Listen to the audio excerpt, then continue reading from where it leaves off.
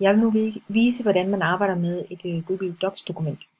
Og jeg får et dokument frem ved at klikke på New og Google Docs.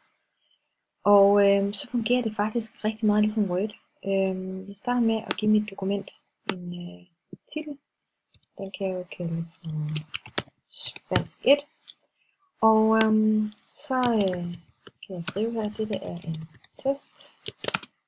Og jamen, så fungerer det præcis ligesom Word. Her kan jeg ændre skrifttyper og skriftstørrelse. Jeg kan give min fil et nyt navn. Jeg kan lave en kopi. Det er faktisk en ret smart feature, fordi jeg kan lave en kopi til mine elever, som de måske kan gemme på deres eget drev. Jeg kan også downloade den faktisk som et Word-dokument eller som et PDF-dokument, hvis jeg vil printe det ud, eksempelvis til eleverne.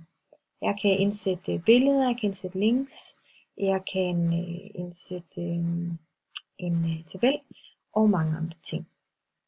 Så det er utrolig nemt at bruge, og måske det allerbedste det er, at man skal ikke huske på at gemme hele tiden, fordi det gør det helt automatisk. Så når man er færdig, så lukker man det bare ned. Det næste vigtige, vi skal snakke om, det er det her med deling. Og der klikker jeg herover. Og så kan jeg invitere folk via deres e-mailadresser. Og jeg skal tage stilling til, hvad det er, de skal lov at kunne. Skal de kunne redigere? Skal de kunne kommentere? Eller skal de bare kunne se? Og hvis jeg vil have lidt flere muligheder end bare at udsende en e-mailadresse, så kan jeg klikke her. Og her kan jeg så stadigvæk invitere folk. Jeg kan også få et link herop, som jeg så kan lægge ud i Lectio for eksempel. Og så er det ret væsentligt lige at kigge her igen.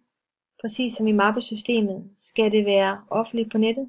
Skal det være alle, der har linket? Eller skal det være kun specielle personer, som er inviteret via mail?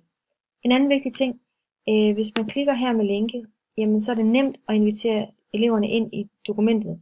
Men du kan ikke se, hvem der er, der skriver hvilke kommentarer, eller hvem der er i gang med at arbejde derinde. Der vil de figurere anonymt, fordi de ikke er logget ind.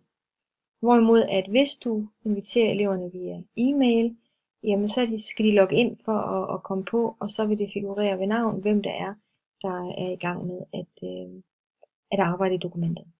Husk selvfølgelig også at give eleverne adgang til at kunne redigere, og husk at tage en snak med eleverne om, at det betyder så også, at de kan komme til at slette noget, som andre har skrevet. Så man skal lige være lidt varsom med, hvordan man administrerer det her dokument.